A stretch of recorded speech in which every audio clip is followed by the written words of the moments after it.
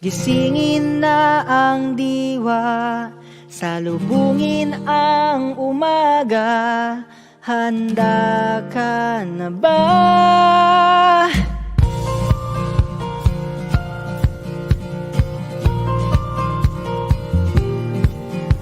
Masdan mo ang daluyong, umaagos ang pagtulong sa kapwa. Sa kapwa, may sinag sa iyong puso na hindi na maitatago. Ang silong mo'y lisanin na. Liwanag mo'y sisigla kung tayo'y magsasama-sama sa lupa nating naghihingalo. Tayo ang pagbabago, sabay nating suyuin. Mailap na pagkakaisa sa pagsikat ng bagong araw. Buong pusong isigaw na tayo ang pagbabago.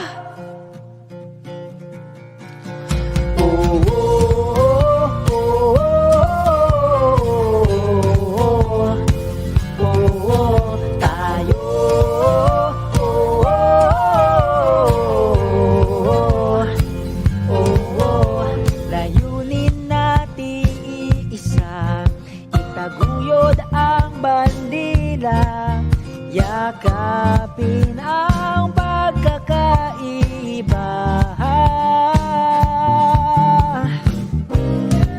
Liwanag mo'y sisigla kung tayo'y magsasama-sama sa lupa nating naghihingalo. Tayo ang pagbabago, sabay nating suyuin. Mainap na pagkakaisa sa pagsikat ng bagong araw. Buong pusong isigaw na tayo ang pagbabago, sabay nating suyuin. Mainap na pagkakaisa sa pagsikat ng bagong araw. Buong pusong isigaw na tayo ang pagbabago.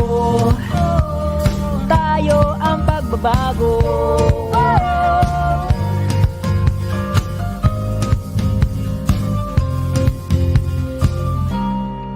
Liwanag natin iisa, kaya tayo nang magsama-sama sa lupa nating naghihingalo.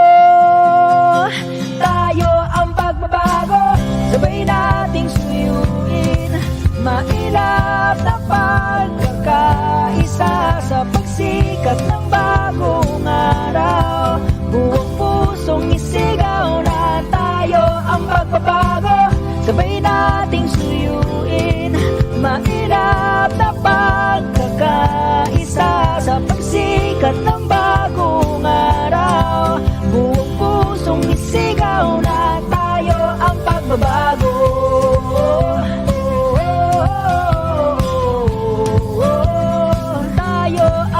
Bago.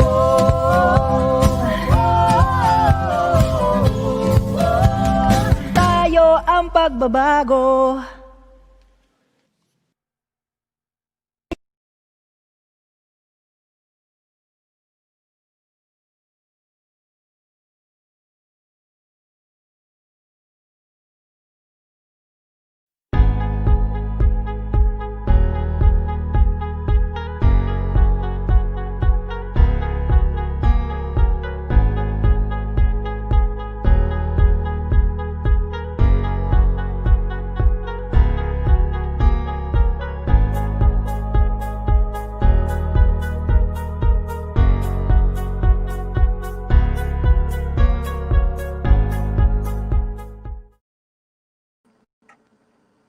Hello everyone, good evening. Welcome to our Tayo Talks, episode 6.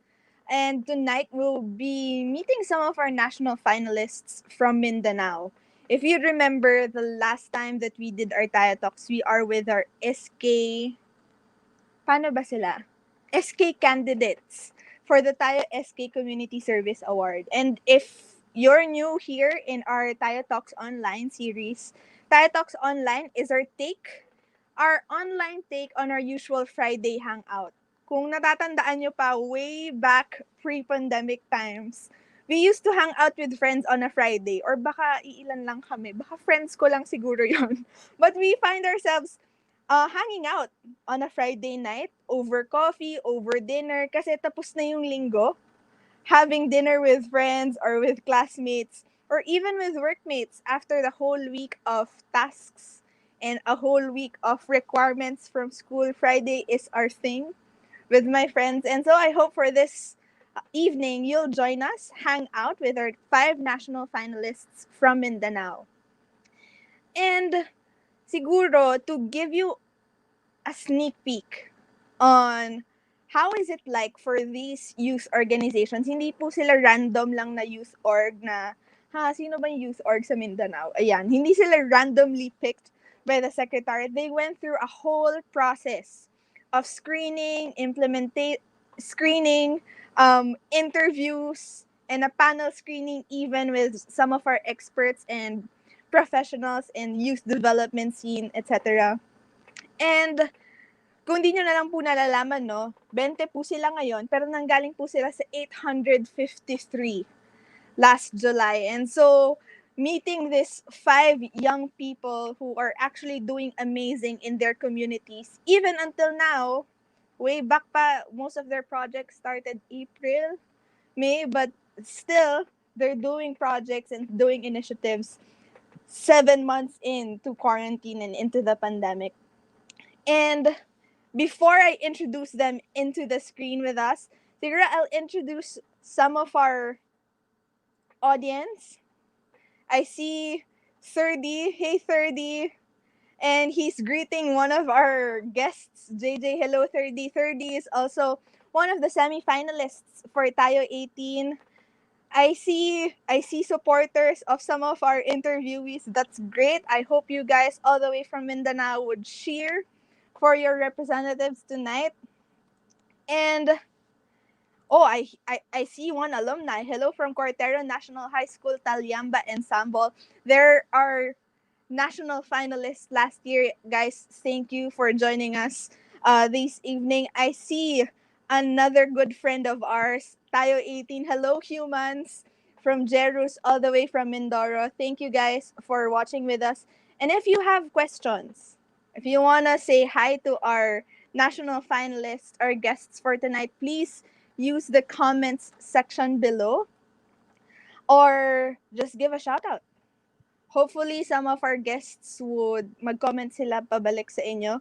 Hopefully, may nakikita na akong comment ngayon that I want to show, but I think it's best to be shown later pag dumating na yung guests natin. And so without further ado, I'll add to the stream our national finalists. Hello, guys!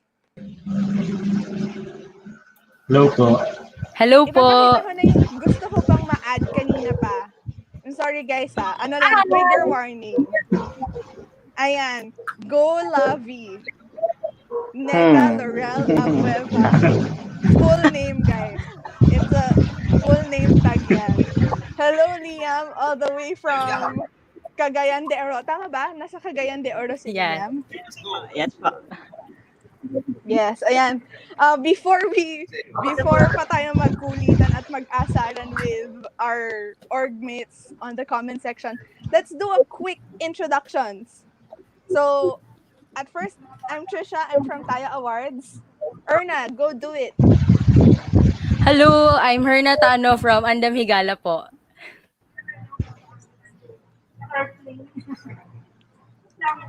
Hello, I am Neka Laurel Abueva from Tabang Sikad. Hello po, I am Michael Hamza Mustafa. 17 years old. Actually, mag-18 na po ngayong November 15. And I'm the current president of Supreme Student Government Action Force of Notre Dame Village National High School in Cotabato City. Wow, advance happy birthday, Michael. Thank you po. JJ. Marazaw na gabi sa Izo Tanan. Assalamualaikum warahmatullahi wabarakatuh. Good evening, everyone. My name is Julito Blasco Jr., but you can call me JJ from Cantilan, Surigao del Sur, and I am honored to represent the Happy Cat Foundation. Yay! And Meryl. Hi everyone! Magandang gabi sa inyong lahat. So, I'm Meryl from Kapit, Mindanao. I represent 123 youth organizations in this coalition. I'm from Millennials PH, but also tonight, as you can see, I'm in the basement with CCF kasi pupunta na kami ng Albay in a couple of minutes or maybe 30 minutes from now for our Rolly PH ganap. Yay, that's amazing. Mag-ingat kayo, Meryl. And like I said earlier, these 5 are just short of all the youth organizations that we've met for the past months. And kulang ata yung word na amazing kasi most of them are not even done with their projects na sinubmit for tayo. And yet, a lot of them have birthed new projects or have kumbaga may ongoing projects pa sila even before the quarantine happened. And all their online events na pinaggegestan, gumagawa sila ng workshop. May si Michael, guys, bilang nagsabi na siya ng age niya, Michael, gusto ko sana kayong kamustahin sa lahat ng ganap online of org life and of sa amin kasi work life eh. But for you, as a high school student, guys, remember, high school student, how is it like to experience going to school at your home at this season? So actually po mahirap kasi po ngayon po more on modular po kami. So self-learning po siya. So wala nakakapanibago po na walang teacher, tapos walang mga kaklase na kakulitan. Pero we are adjusting po. So I guess we are okay. And kapag naman po may problema or may mga tanong, nandiyan naman po ang teacher and we utilize the use of YouTube, Facebook to help ourselves sa mga subjects. Wow, okay, ano yan, masayang marinig na okay kayo sa school nyo. And for you especially, I know ang daming ganap as a student and bilang SSG ka pa, for sure, mas rinig mo din yung mga hanash ng kapwa mo estudyante. Ikaw, Yes, Erna, tama ba ako college student ka? Yes po, communication student of Yeah. USTP po. So, kamusta? Kamusta naman maging college student at this time? Very challenging po. Number 1 na yung internet. Gabi. Challenging po, lalo na ngayon na online at saka virtual po yung classes namin. Synchronous pa. So, very challenging pero na-overcome naman din. And then, naka-adjust naman din po. Same with Neka. Ay, Neka, that's Neka nice. here. Surprising yan. Surprising yung synchronous. Synchronous ka din ba, Neka? Oh my! Kamusta naman dyan sa inyo, Neka? Well, po yung mga ganap sa university and the same with her na po, communication student din. And yun, kasi nga walang allowance, so like kailangan ko din mag-work, like sa study. And like, yun po, like masyadong busy kahit nasa bahay. Minsan nga nagagalit na yung mama ko kasi hindi niya ako makausap. na nasa bahay naman sana ako. So yun po yung mga ganap. Yeah. Hashtag sipag at syaga na lang rin, no? I mean, hearing that na students, tapos mag-work ka pa on top of that. Tapos, syempre, org life. Like, may mga, online engagement and online projects, etc. How about you, JJ? Diyan sa Surigao del Sur, kamusta ka at kamusta kayo? Yeah. Okay naman po kami dito sa Surigao del Sur, but as a medical student po, very challenging po yung quarantine because prior to the ECQ last March, I loved going outside with my friends. I loved to study outside because I could not concentrate po studying inside my dormitory. And almost every day we would go to the hospital to visit our patients or for our clinics. So when the quarantine happened, I got really scared and I didn't know what to do. But through time, through self-meditation and a lot of prayers, I was able to overcome these fears and now, slowly but surely, nakakapag-adjust na ako sa tinatawag nating new normal. Yeah. So ATM, ang ginagawa ko na lang po para ma-sustain yung mental health ko is I spend more quality time with my family I recalibrated my study strategies, and ito po yung period na we gave birth to the Happy Cat Foundation and executed all the activities that are under its umbrella. So mahirap siya, but for now, laban lang. Yeah, laban lang, surviving lang. Talagang peg nating lahat at this time. And you, Meryl, parang kami, pinag-uusapan lang namin yung hanash of org life and of volunteering, ganyan. Ikaw, sakto, on the field, on call, right now, sa pagpunta sa typhoon, Rolly victims natin. Kamusta ka at kamusta kayo? Actually, sobrang excited ako kasi una, sa call na to, si Andang Gala at si Tabang Sikad, isa sila sa 100 partners natin sa Kapit Pinas. At the same time, isa sa mga finalists, Panta with COVID Project, nag-collab kami. So magkakasama rin kami ngayon. Sana na-interview So sa ngayon, nasa basic kami ng CCF kasi ngayon, it's the 4th day of our Rolly PH ganap para sa mga nasalanta ng bagyo. At ngayon, makiki-hitch kami sa transpo ng mga ibang donation relief drives. So ayan, pupunta kami ng Albay maybe an hour. At andito pala si Linus Ra, kaya lang kaming i-remind siya na mag-hello sa ating lahat. There, and like, hearing a lot of your, kumbaga, hindi lang siya activities but a lot of your passion projects. I just can't help but imagine kung gaano yung schedule nyo in a day and in a week and in a month. And ako din, I was talking to some friends earlier. Sabi ko, ba't parang feeling ko, patapos na yung taon, na-realize nyo ba yun, November na? Tapos pero feeling ko, marang mga March pa rin tayo. Parang na-stuck ata ako sa March na, feeling ko ang haba pa nung taon na hindi pa magta-2021, pero ilang linggo na lang pala. Yes. And like looking back, like I reread some of your stories that you submitted to us. And pwede niyo bang ma-share yon sa audiences natin? Kasi like what I said earlier, some of you guys started early March or April pa. And some of you are still doing projects and events up until this time. Can you share with us the project entry, kumbaga, na binuunin nyo for a COVID-19 or a quarantine response last April up until today? Siguro let's start with Meryl. Pabaliktad naman tayo. Medyo maingay ang ating basement. Pasensya na po kayo. So, Kapit Mindanao was created in April. The reason for that was because nung nagkaroon ng lockdown and when we experienced COVID as a country, most of the efforts were centralized in Luzon.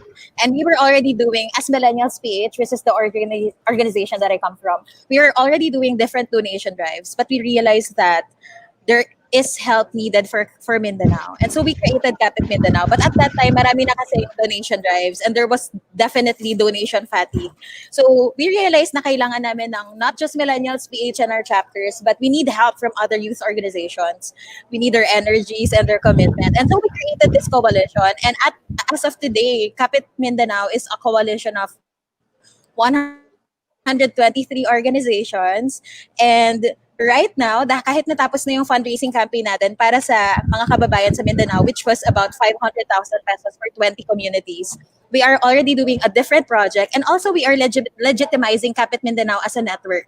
We're fixing the database to make sure that there's one website for all youth organizations in the Philippines. Papalitan namin yung NYC. Joke lang po. Oh, that's amazing to actually create a network of very active youth organizations who are really doing something in their communities. Thank you, Meryl, and thank you, Pat. Bilang si Pat yung ka-tandem mo tonight sa relief operations natin. I'll jump right into JJ.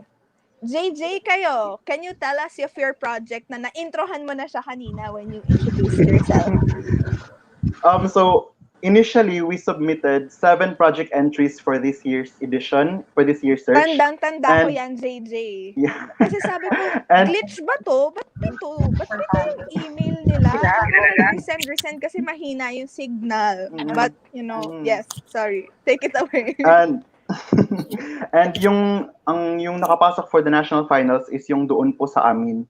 Yung Doon Po Sa Amin, it is an initiative which aims to maintain the balance of health and nature. So basically, ang gusto lang ng group namin is we will survive this pandemic with healthy bodies and minds without compromising the state of our environment. So, in order for us to fulfill the mission and vision of the Happy Cat Foundation, or ang doon po sa amin rather, we established 7 pillars with 7 different activities. And what I love about doon po sa amin is that this initiative only invested more on our creativity and manpower kasi to be honest po, challenged po kami sa financial matters. But despite that, hindi po yung naging hindrance for us to push through with our plans, with our plans for the community.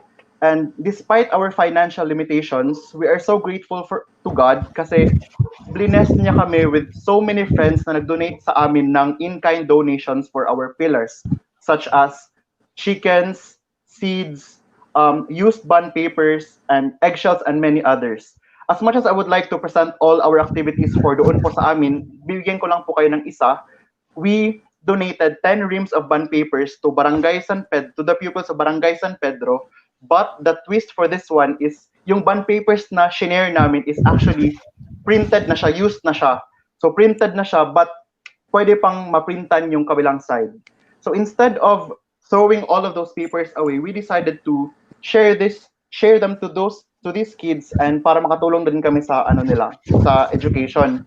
And one of the highlights for this initiative, since wala nga po kaming masyadong pera, our group decided to participate in online competitions such as short filmmaking contests, photography contests, kahit ano-ano na lang na mga contest for as long as in line siya sa values ng the Happy Cat Foundation.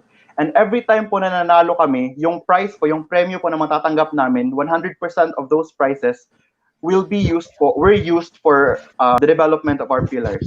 So that's doon po sa amin, the Eden Project. Grabe tong sila JJ, no? Parang hustle is real.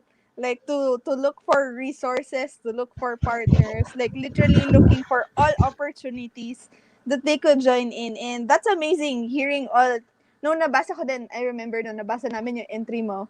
Sabi namin, 7 yung projects, pero yung per project may 7 phases each pa yan. So parang 7 times 7, parang 49 small projects yung nagawa nila JJ. So thanks JJ for sharing your story.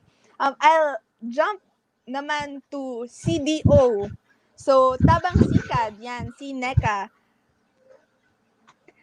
Well, sige po. I will not talk about basically on what Tabang Sikat is as an organization, but who we become since we started off talaga. So, it started off like dalawa lang kami ni Liam na, sige, try natin mag-call for donation and all. And then, doon po nagsimula na marami yung mga friends namin and family members na tumulong na we want to also help. So, yun po, dumami po kami hanggang sa naging like group of friends and then naging isang organization. Well, basically, it started off not as like what we are, but because there are people who are willing to help. That's I think, what we are in TAYO18, na because of different people from different walks of life who also want to help, kaya po nabuo yung Tabang Sikat. And it aims to help the tricycle drivers, those that are one of the unforgotten sectors in our community. So nangyayari po during operations, after mag-gather ng donations online, we translate it into relief packs, and then we make sure that we will deliver it to the chosen toda that we'll have. So toda is what we call the Association for the Tricycle Drivers. And during operation po, I mean like during distribution, we don't like distribute lang like yung relief packs that ita-transfer namin agad dun sa mga we also conduct information drive. So, aside the distribution proper, we make sure na na-disinfect namin yung mga vehicles ng tricycle drivers. And then we also teach them proper hand washing. So, by that, we inform them how to make sure of their health, especially now in the time of pandemic. And aside from that, we also make sure that they get to be informed with the non-formal protocols that is delivered through the World Health Organization's video campaign. So, yun po yung ginagawa namin from the April hanggang ngayon. Grabe. Parang usually, well, we've seen that youth organizations actually address social services gaps. Kumbaga, minsan even for us, 'di ba? Minsan nakakalimutan natin. Oo nga no, si Kuya tricycle driver pala, si Kuya Sika driver. To those who are from Luzon and from NCR, if you're not familiar with SICAD, SICAD is tricycle or The parang trike. bicycle po. Yes. Opo, yung bicycle. So, sometimes we feel like si Kuya tricycle driver lang siya or si Kuya Sika driver lang sila. And we forget that they have families na kumikita sila at may binubuhay rin silang pamilya, bumibili din silang groceries, may pinapaaral din silang kids. And so, hearing what you did and what you're doing for the Sika drivers, and hindi lang kayo namigay ng relief goods but you actually help them sanitize kasi syempre no yun din naman nakaka-paranoid din siya, not just for si Kuya driver but for those na gagamit din at sasakay din doon sa SICAD yung health protocol. So that's amazing. At punta tayo sa kapitbahay mo dyan sa CDO na si Herna. Herna, yan, lipat tayong bahay. Hello Yan po. naman, Herna. Go, Herna. Yeah. Actually,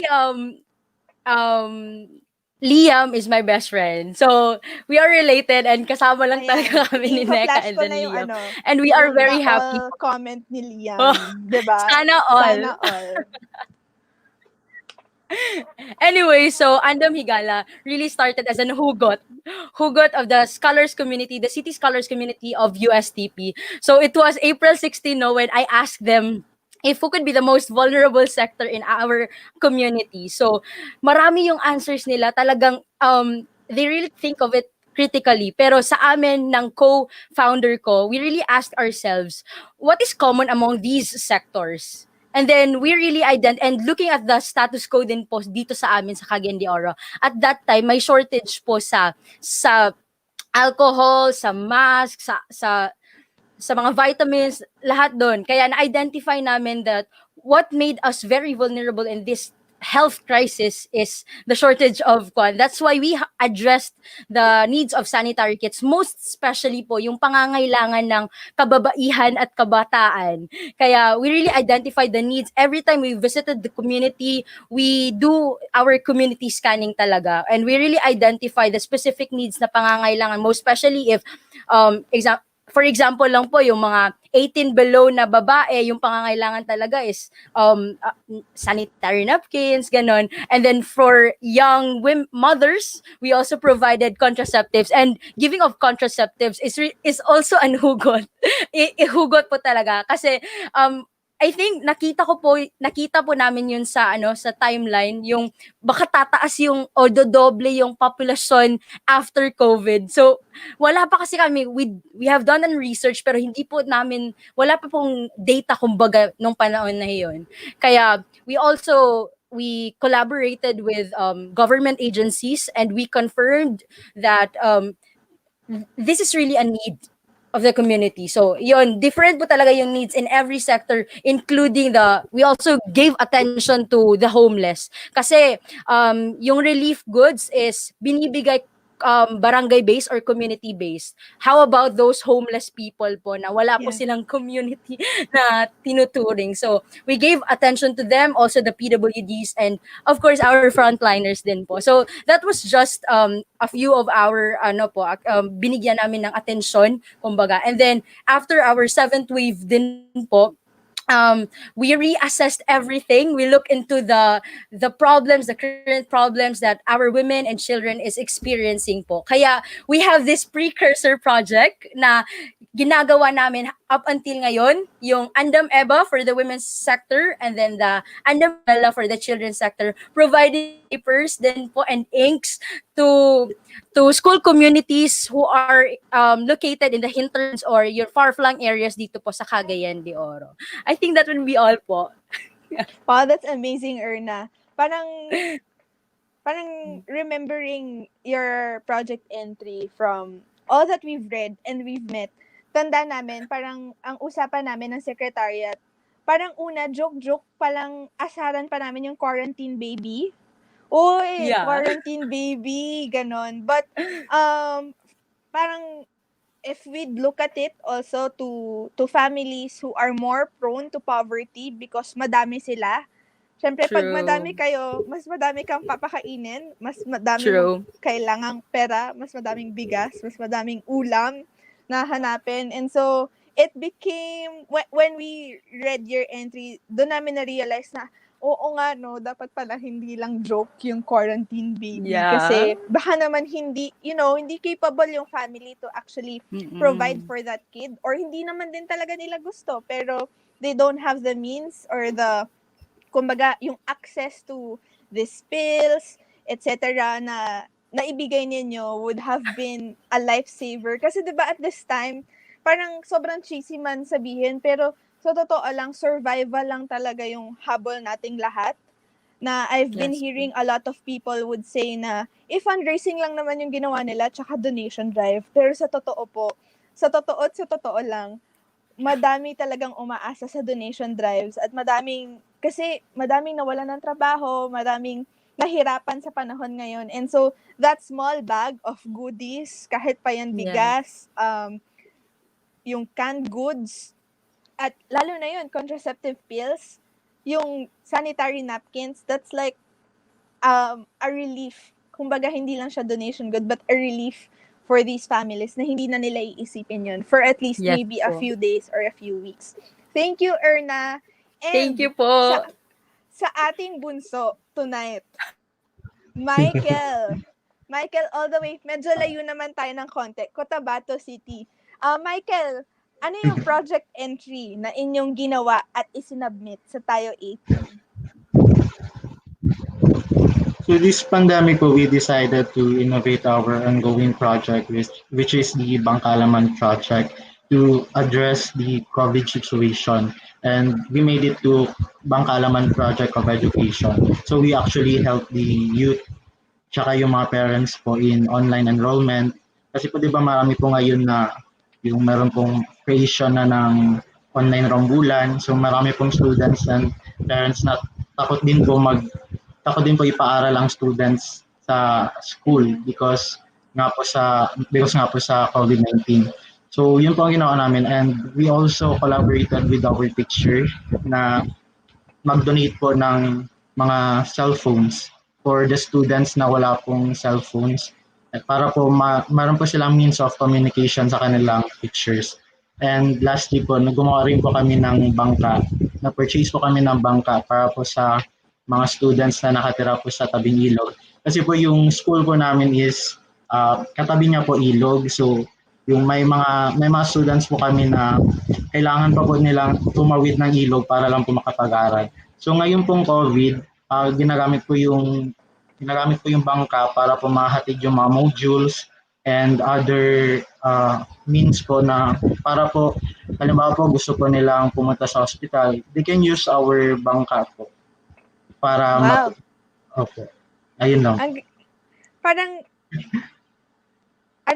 sorry, kasi laki akong Taytay, Rizal, tapos NCR, medyo yung probinsya ko ay hindi ganoon ka probinsya. Tapos minsan iniisip ko, hala, parang hindi naman totoo, parang separate siya, hindi ko realidad yung ilang oras kang maglalakad papuntang school, tatawid ka ng ilog para pumuntang school. Alam ko yung malayong school na kailangan kong mag-jeep, ganyan, pero yung kailangan kong magbangka, minsan, mabilis makalimot. Ang bilis kong makalimot na, oo nga, no, may nangyayari palang ganun sa mga probinsya natin. At kahit pa nga hindi probinsya, Cotabato City ka, di ba, Michael? Yes po. Actually po, it took us years din po to realize na may ganong problema. Kaya nga po, parang nung nakita po namin yung problem na yun, parang nasabi po namin na, bakit ngayon lang natin nagawa? So bakit diba? bakit dati o hindi? So yun lang po, siguro kailangan lang po talaga i-open yung mata natin sa paligid. Tapos makikita po natin yung problem. Yes, Na pwede exactly. pa natin gawaan ng solusyon. Wow, may take away na ako. Nasa gitna pa lang tayo ng pag-uusap natin. We learn every day, guys. So, may itinuro pa sa atin ang ating 18-year-old, ang bunso natin for tonight, to always, always, always open your eyes to realities and always check around you, the people around you. Thank you for that, Michael. And siguro, some of our watchers, I see some questions. We'll lift them up later. Siguro marami rin sa kanila nagtatanong na, kasi I see a lot of people cheering for you guys. Bilang bilang inaasar natin kanina pa si Liam. May message ulit si Liam for for kay Erna naman as a best friend. But I see a lot more people cheering for everyone, and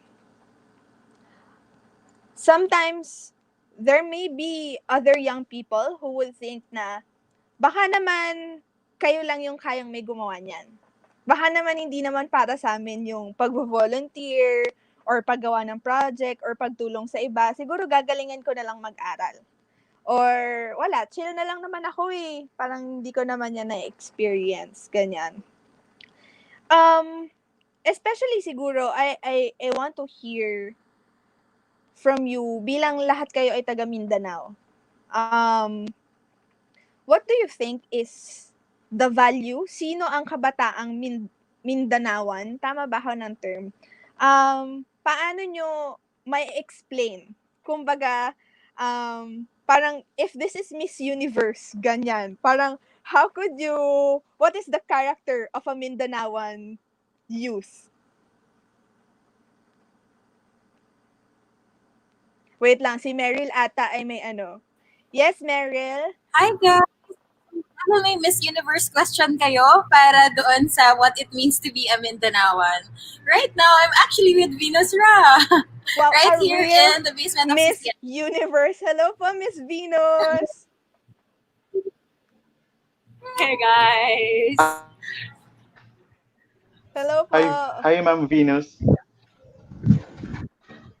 So, Miss Venus, Hey, we're with youth leaders from all over Mindanao who is partnering with you guys in helping Typhoon Rolly victims and are doing amazing projects in Mindanao currently po.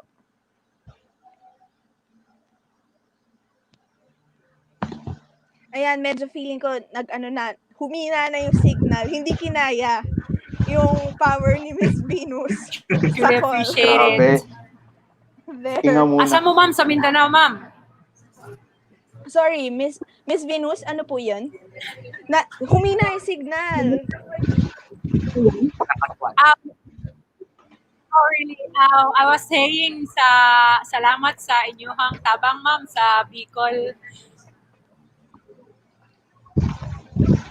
Asa mo, ma'am, sa Mindanao? Hala, kasabot po ako ng Bisaya pero gamay lang. But these amazing women are from Mindanao. So guys, go Neka and go Erna. Sagutin nyo na yung tanong na perfect ni Miss Venus. Nandito po kami sa Cagayan de Oro, Miss. Surigao po. Cotabato City po. Cotabato City po.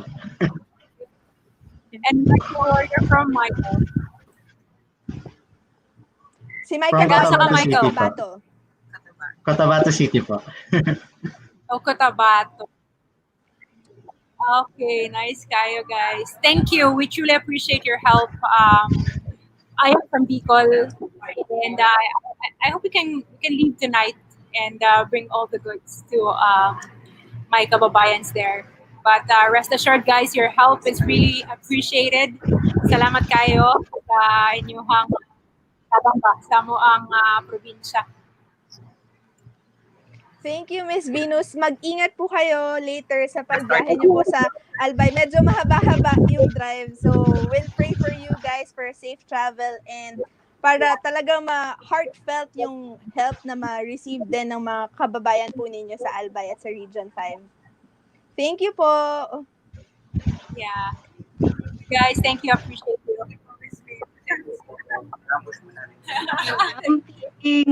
Okay, Meg, muna tayo. No? focus back. Medyo bawasan natin yung Ano ba na? pagka-fangirl natin. Okay na tayo. Ito.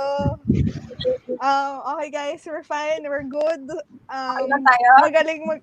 Magaling magbisaya si Miss Venus na nahiya yung Bisaya skills ko kasi guys, yun lang yung baon ko for tonight. That's all the Bisaya that I could muster. Going back to our question, parang how is, di ba parang, what's a character or a value of being Mindanaoan that you're very proud of? Yun nga, bilang Miss Universe, di ba? Parang, if you're a candidate of Miss or Mr. Universe, ganyan, what's the kabataang Mindanaoan trait that you're very proud of? Sige, simulan natin kay Neka. Siguro po like, what I know is the value of kabataan is like yung mga tao na nangangarap ng pagbabago. Parang miss you, pero true po. Parang true po na, 'di ba tinatawag pa nga tayo ng mga kabataan na masyadong idealist or yun nga, idealistic yung mga instincts natin na gusto nating baguhin yung mundo. And I think that's one trait na hindi natin makukuha sa lahat ng mga kabataan, especially sa mga kabataan ng Mindanao. Because ako po personally, I have been engaged to different organizations, pero like sa school level. So I was feeling that void na parang may gusto pa akong gawin, na I want to go out sa corners ng eskwelahan, and yun yung makapagbigay or magawa ng pagbabago na yun. And I think that's one good reason na kung bakit tayo dapat magpatuloy, and one good value ng mga kabataan, especially ng mga kabataan sa Mindanao. Kasi wala namang masama sa pagbabago kung alam naman talaga natin na may kailangan dapat baguhin. So, ayun po.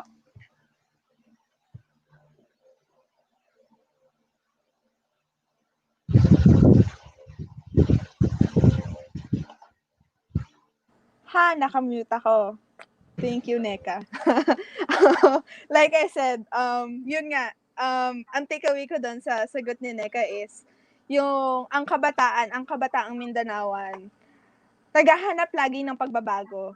Pagbabago na mas makakabuti pa sa kung ano yung kondisyon natin ngayon, kondisyon ng barangay, ng komunidad, kahit ng pamilya, or personally, for her journey, kumbaga, or yung pag-develop niya as a leader. Naghanap siya ng parang may kaya pa akong baguhin, parang may kaya pa akong ma-improve. And that's what she did. She created avenues even for herself to create that change. Ang next natin, sige, puntahan ulit natin yung kapitbahay mo, Neka, si Erna. Erna, ikaw, Hello naman po. yung character trait that you're proud of Siguro, as a Mindanaoan youth? very evident po sa kabataan ng Mindanao is yung friendly, being very friendly po. And even in our city of golden friendship, very friendly po talaga yung mga people. And then, siguro one good thing of being friendly is that we are attached to our friends, diba? So, we care for them. And then, because of this kindness and care of our friends, matinabangon dayon ta or helpful dayon ta to the people we love, to the people we care of. Kaya let's have this value na so let's have this value na parang positive siya sa atin, and then let's do it and let's use it for positive change. Kasi yung pagiging friendly at saka helpful natin sa isa't isa ay talagang magiging ingredient para kung gusto natin ng pagbabago din. Gaya ng sinabi ni Neka. And then, another po is very resilient po. Kasi kahit anong challenges na pagdaanan natin is yung kabataan ay naghahanap ng paraan para mag-bounce back tayo sa lahat ng nangyayari ng mga negative sa atin. And we really stay positive pa din, not with COVID, but with our lives. So, ayun po. Thank you, Herna. And totoo yun, sa totoo lang. especially like we've mentioned earlier, our national finalists actually collaborated in the helm with Kapit Mindanao and Millennials PH to create a donation drive, a campaign to those who are affected by Typhoon Rolly. And sabi ni Erna, di ba, City of Golden Friendships, these young people, hindi sila magkakakilala at first.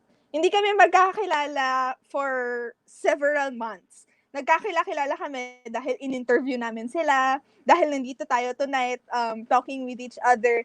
And yet, in the midst of all the whole process of the search, these young people, just because they are very friendly, they are very active, they started supporting each other. Nagulat na lang kami when the Typhoon Rolly hit Region 5. A lot of them, we honestly, we weren't organizing anything as a foundation. Hindi po namin sila sinabihan na, oh, gumawa kayo ng project ganyan. No. These are all organic and from their own hearts and from their own initiatives. And then when Millennials PH posted this opportunity for partnerships, organizations jumped in. Their fellow finalists jumped in. And to further talk about that and the character that they are very proud of as Mindanaoan youth, I'll jump into Meryl. Meryl, bilang ikaw na yung example ko sa City of Golden Friendships level ni Erna, bilang tatlo kayong taga-CDO, what is the character of a Mindanaoan youth that you're very proud of? I think, ang hirap naman ng tanong, guys. Nakakaloka. A character of a Mindanaoan youth that I'm proud of is, there's no word for it, but it's not making distance a problem. Kasi tingnan mo, sa Mindanao, there's Cagayan, there's Zamboanga, there's Lanao del Norte, and then there's Osamis, Misamis Oriental, etc. Ang dami-daming lugar sa Mindanao, di ba? But no matter where they are in Mindanao, we feel like lahat kami ay magkakapit-bahay lang. If you're from Zamboanga, tas may taga-Tawi-Tawi or Holosulu, no matter what the distance, it just doesn't matter because every Mindanaoan knows how it feels like. For some reason, I don't know. And I'm not sure. I've been in Luzon and Visayas long enough. And I know talaga, pag nasa ibang bansa ka, tapos may Pilipino, diba? Yung parang sobra chikadora na kayo. Oh my God, Pinoy! I feel the same energy with Mindanaoans na kapag Mindanaoan talagang, hoy, taga-asa di ay ka. Kahit hindi naman marunong magbisaya yung Mindanaoan na yun. Sobrang chikadora. So parang distance is really not a problem no matter how far it could be. Imagine, Zamboanga to Tawi-Tawi is like 8 hours by barko, if I'm not mistaken. Ang lapit-lapit na nun sa Malaysia at Indonesia. Pero feeling pa rin namin kapit-bahay namin sila. So, may problema sa LDR. So, baka mali ako. Charot. Tama sinabi.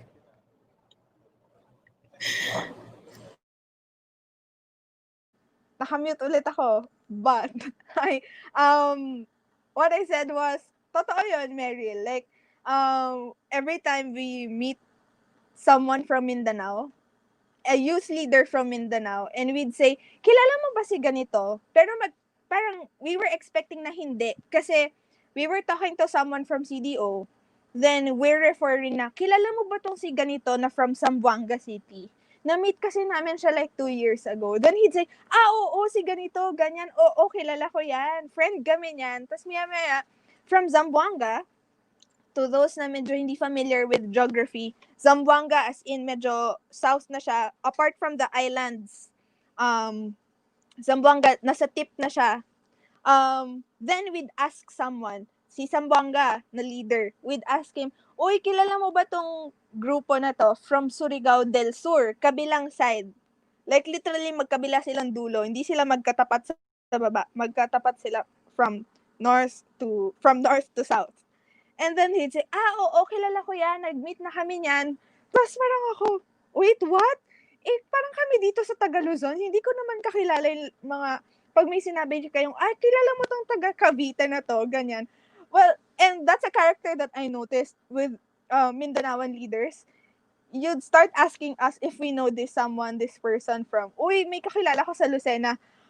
Oh, baka by face, ganun. That's our usual excuse. But, that's an amazing observation. And it's just a reflection also, I guess, of like the strong ties amongst Mindanaoan communities altogether. Like, like you said, diba, parang Mindanaoan is very rich also in culture, in history, in religion. Literally a melting pot in one big island and several mini islands pa nga.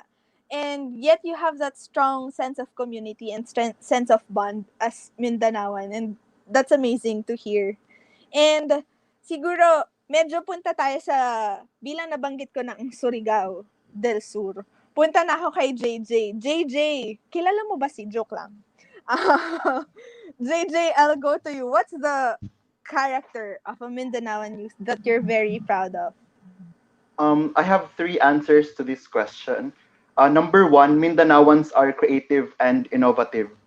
We rise above our limitations in order for us to go out there and help those who are in need. To address lang po doon sa sinabi ni Ma'am Patricia kanina na merong mga nade-discourage kasi wala nga po silang pera, take it from me na ganun din yung mentality ko before. Na, ay, dili ko mutabang kaya wala ako'y kwarta. May pagmatulog na lang. But then I realized that there's no big or small initiative in the hearts and minds of your beneficiaries. For as long as you are compassionate with what you are doing, then I believe that that's all that matters.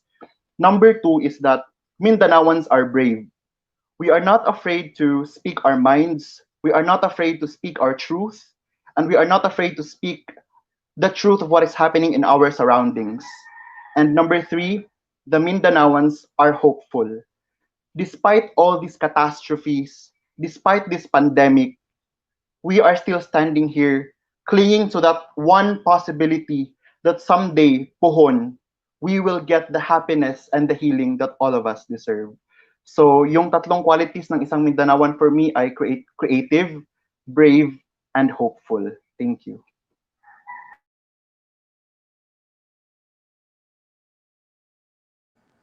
And that's it, guys. For tonight, we are now crowning our Mr. Universe 2020 JJ Blasco of the Avical Foundation. Wow.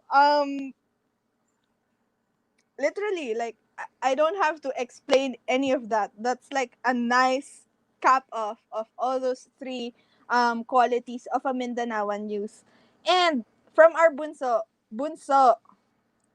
in a generation of Gen Zers, ganyan, ano yung character and value of a Mindanaoan youth that you're proud of? Actually po, parang nasabi na nila lahat. Pero I think the bottom line ko is, we are all loving. Mapagmahal po kami, mapagmahal po lahat ng taga Mindanao. Kasi po, actually po ako mayayain po ako eh. So hindi po ako masyado makarelate dun sa friendly. But dahil po, mahal ko ang bawat, bawat Maguindanao, lahat ng Mindanaoan. I think, yun po yung rason kung bakit po tayo nandito lahat. Because we love everyone, we love to help, we love to give back kung ano man po yung meron tayo. Kasi nakaka-relate din po kami sa sinabi po ni Kuya JJ. Kasi we also don't have money. Kasi po, students pa lang kami and we are from public school. So we don't expect more.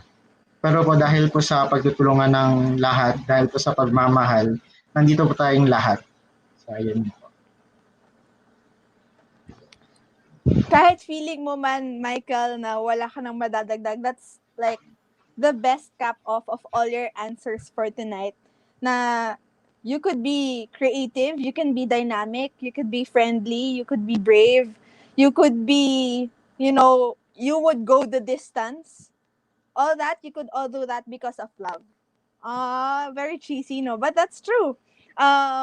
You could dahil kaya mo ipaglalaban kasi mahal mo eh. Guys, di pa February. Bakit ganito yung mga sagutan natin dito? But,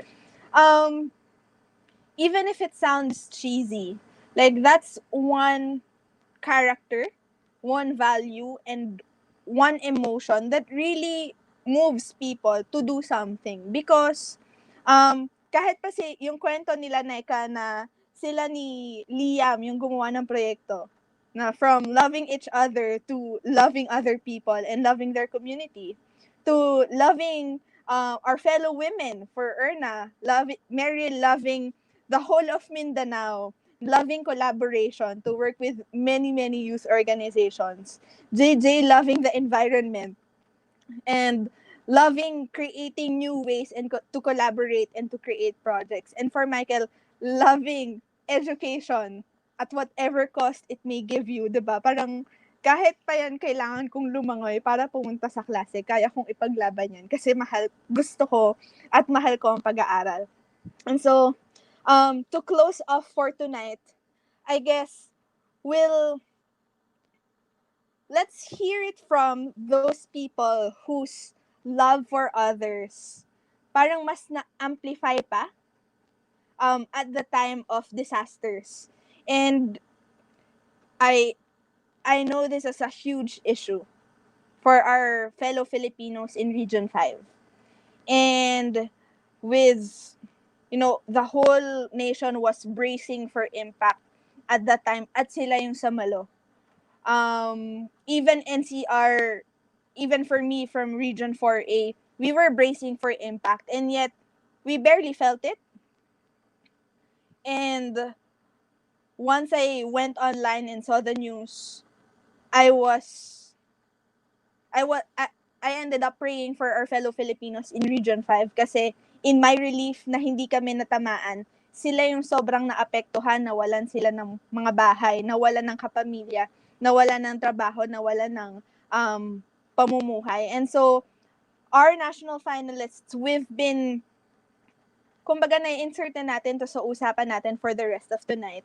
Our finalists with their overflowing love to help other people and to help our mga Bicolanos who were affected and even to those who are far away from Catanduanes.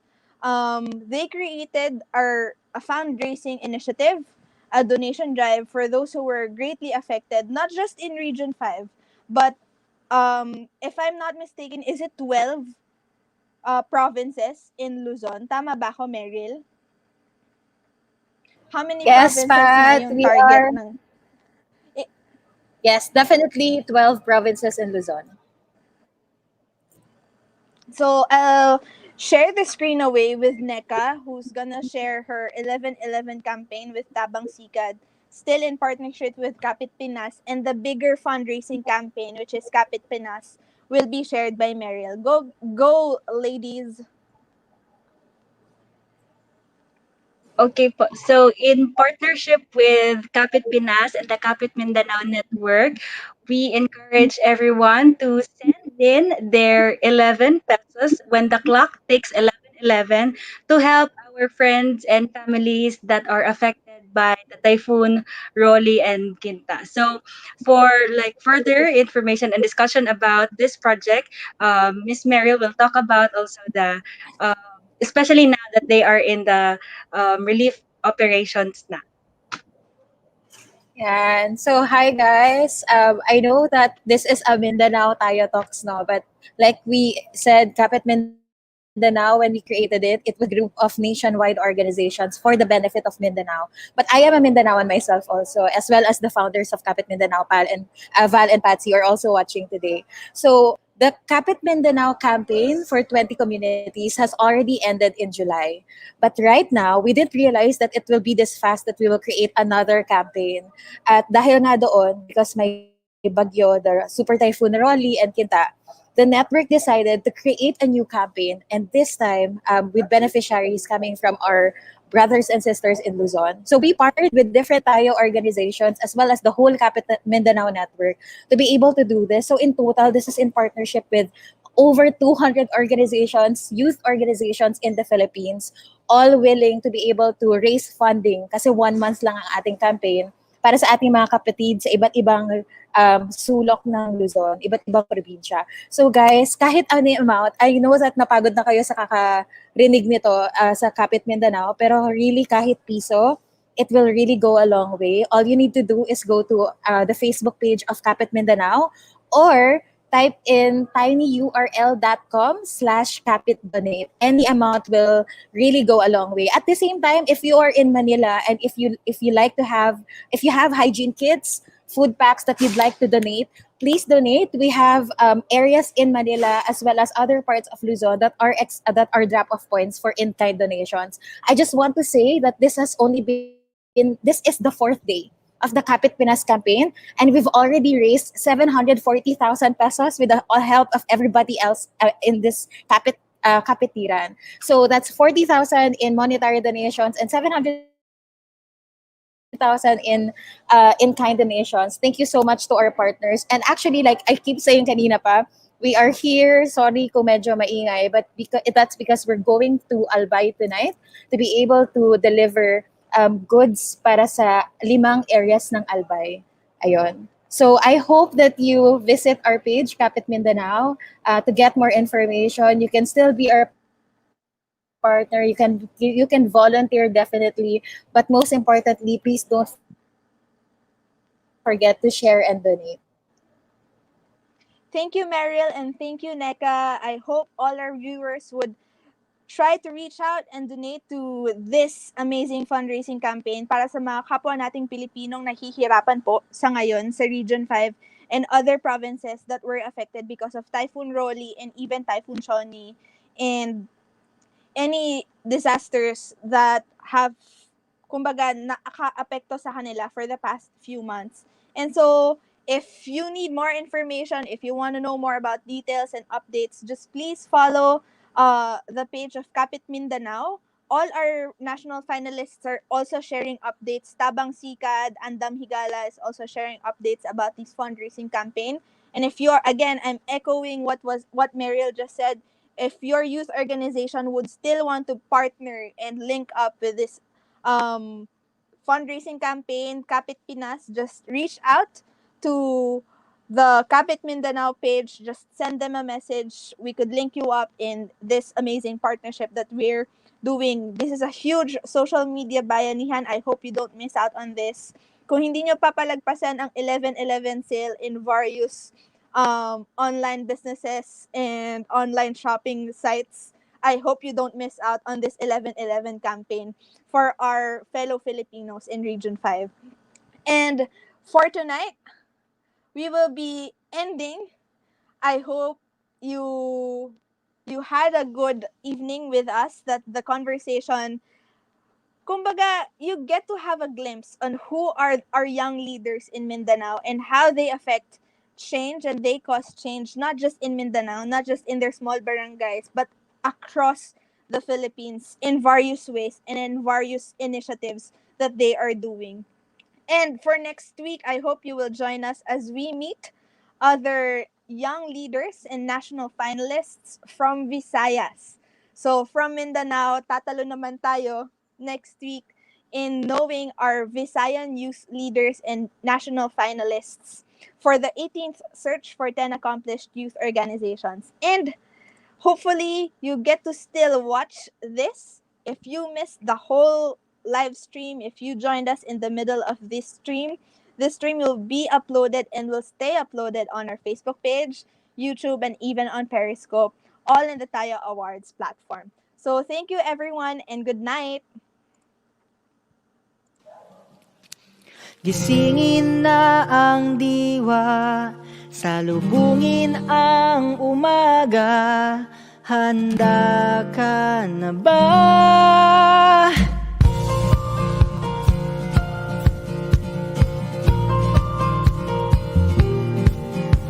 Masdan mo ang daluyong, umaagos ang pagtulong sa kapwa. Sa kapwa, may sinag sa iyong puso na hindi na maitatago. Ang silong mo'y lisanin na. Liwanag mo'y sisigla kung tayo'y magsasama-sama sa lupa nating naghihingalo. Tayo ang pagbabago, sabay nating suyuin, mailap na pagkakaisa sa pagsikat ng bagong araw.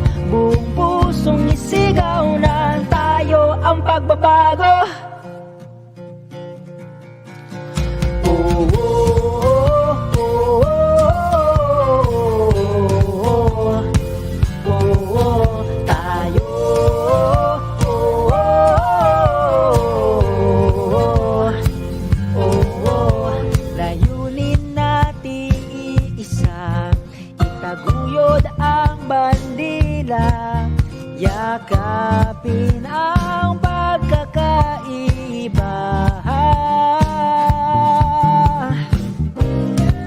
Liwanag mo'y sisigla kung tayo'y magsasama-sama sa lupa nating naging alok. Tayo ang pagbabago, sabay nating suyuin, mainap na pagkakaisa sa pagsikat ng bagong araw. Buong pusong isigaw na tayo ang pagbabago, sabay nating suyuin, mainap na pagkakaisa sa pagsikat ng bagong araw.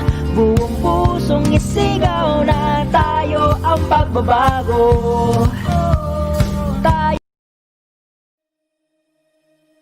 We have been with you for 108 years, sharing happiness and creating moments together. But now is the time, more than ever, to go beyond by showing up in times when we are needed the most, to reaching you wherever you may be, to serving the ones who need a chance to recover, to rebuild, to restart, to help uplift the lives of other people, while protecting and preserving the resources we all need to survive. It's time to do more than just good. Now is the time to give more, do more, be more. For you,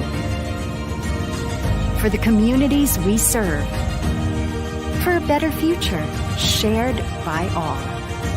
Coca-Cola, go beyond good.